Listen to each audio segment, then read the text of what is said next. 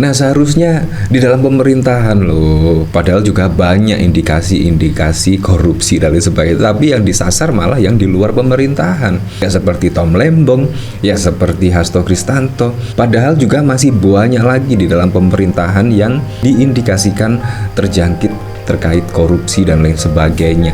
Tapi yang disasar malah di luar pemerintahan. Ini KPK-nya melempem atau ada pesanan tertentu?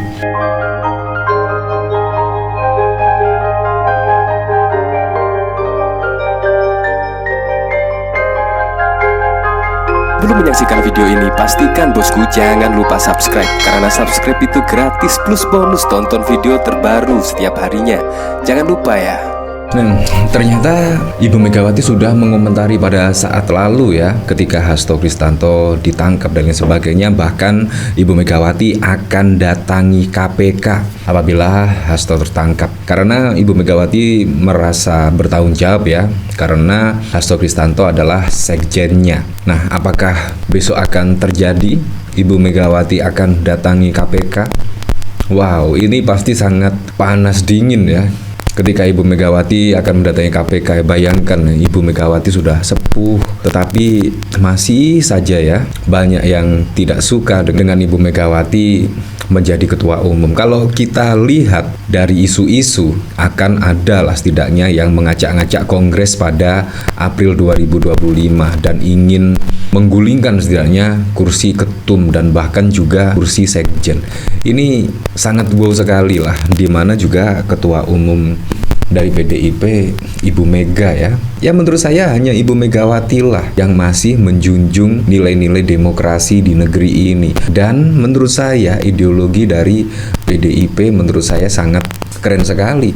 Terbukti sampai saat ini pun PDIP juga masih berada di oposisi, satu-satunya partai yang berada di luar pemerintahan. Bayangkan, dari berpuluh-puluh partai semuanya masuk ke dalam koalisi pemerintahan Pak Prabowo Gibran, tetapi Ibu Megawati malah di luar pemerintahan. Ini yang cukup keren ya dari Ketua Umum Ibu Megawati. Kemungkinan Ketua Umum dipegang selain Ibu Megawati belum tentu pasti akan masuk di pemerintahan. Nah, kalau kita lihat dari tweetan Ilham ya, breaking news, manuver PDI membuat kelimpungan tahun pertama pemerintahan Presiden Prabowo. Antek pemerintah Mulyono versus PDI memanas. Baru saja dipecat, Mulyono serang dengan tersangkakan Sekretaris Jenderal PDIP Hasto Kristianto. Gerindra halo, kriminalisasikah macam Tom Lembong dan Pak Anies? Ya seperti itulah.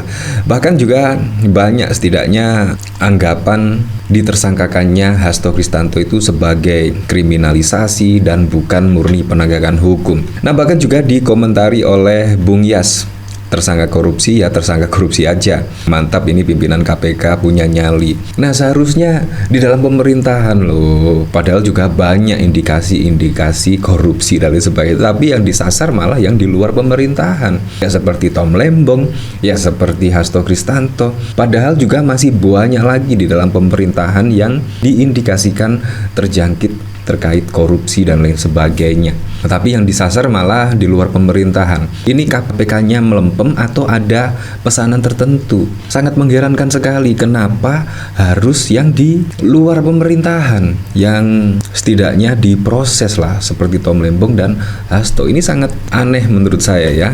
Dari Supriek, ayo dong PDIP lawan, masa ketangkep mulu sejak Covid. Yuk Mak Banteng, tahu kan alamatnya. Seru nih kalau elit saling serang, omon-omon versum kaum hawa. Ayo dong. Ya seperti itulah. Bahkan kalau kita lihat ya, dari sini pada dinamika perpolitikan pada saat lalu memang sangat wow sekali ya. Mulai dari Pak Jokowi dipecat, itu ternyata Pak Jokowi belum move on. Dan ternyata dari bocoran-bocor alus tempo, Pak Jokowi itu setidaknya marah lah terkait pemecatan oleh PDIP. Belum selesai, ada lukisan yang setidaknya gambar tersebut mirip Pak Jokowi. Dan lukisan tersebut menandakan kritikan yang sangat keras sekali lah dari seniman. Tiba-tiba PDIP menolak keras PPN 12% yang diinisiasi oleh Pak Jokowi. Dan bahkan PDIP juga bersama masyarakat menolak terhadap PPN 12% ini. Bayangkan ada 3 fenomena tersebut dan tiba-tiba Hasto ditersangkakan. Ini sangat mengejutkan sekali ya. Kalau kita lihat dari komentar di sini, wah, pemecatan yang menyakitkan, penolakan rakyat yang didukung PDIP atas PPN 12%, lukisan-lukisan yang menghebohkan, lihat saja nanti Eng Hasto TSK. Yes, kalau PDIP belum hancur, dia tidak akan puas. Ini hari visioner. Silakan fokus ke PPN naik 1%. Kita fokus ke Hasto. Sebab ini bisa memperbaiki keberpihakan politik yang di partai dan pemilu, terutama pileg tidak berkualitas, sama-sama penting. Bodoh amat sama urusan partai atau elit-elit, pokoknya tolak PPN 12%. Nah, kalau kita lihat dari sini juga ya, bahkan Ganjar Pranowo juga berkomentar terkait pemecatan mantan Presiden ke-7 Jokowi. Ganjar bilang Ibu Megawati konsisten. Ya, menurut saya konsisten itu sangat sulit sekali ya, apalagi saat ini ketika perpolitikan, wah, seolah-olah ada yang mensetir ya. Itu sangat sulit sekali ketika konsisten. Dan gara-gara konsisten itulah Ibu Megawati juga dikeroyok setidaknya oleh puluhan partai-partai politik kalau kita lihat. Dan bahkan pada pilkada juga PDIP satu-satunya partai yang berdiri sendiri ya.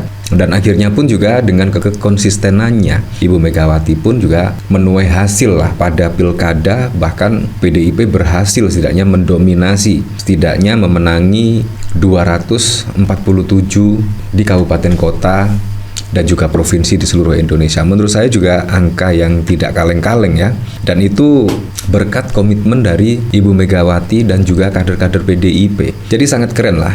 PDIP resmi memecat Jokowi, Gibran, hingga Bobi. Ketua DPP PDIP Ganjar mengatakan mereka dipecat karena tidak mengikuti aturan internal. Jelas tidak. Jelas tidak ikut aturan kan, kata Ganjar. Untuk diketahui, selain memecat Jokowi, Gibran, dan Bobi, PDIP juga memecat puluhan kader lainnya. Atas dasar itulah Ganjar mengingatkan kader PDIP untuk ikuti aturan partai. Ikuti aturan, perintah, kata Ganjar. Semua sudah dihitung. Bu Mega itu orang yang sangat konsisten. Maka beliau pernah berstatement, kami akan mendukung sampai selesai. Itulah kenapa setelah sampai selesai dulu, baru kemudian dilakukan tindakan. Itu penghormatan beliau. Konsistensi beliau atas dukungan 100% pada pemerintahan Jokowi. Bayangkan ya, padahal PDIP sudah dikhianati dan lain sebagainya, tetapi juga tetap konsisten mendukung pemerintahan Presiden Joko Widodo sampai selesai hingga masa purna tugas. Dan akhirnya setelah purna tugas, PDIP juga kembali tegas dan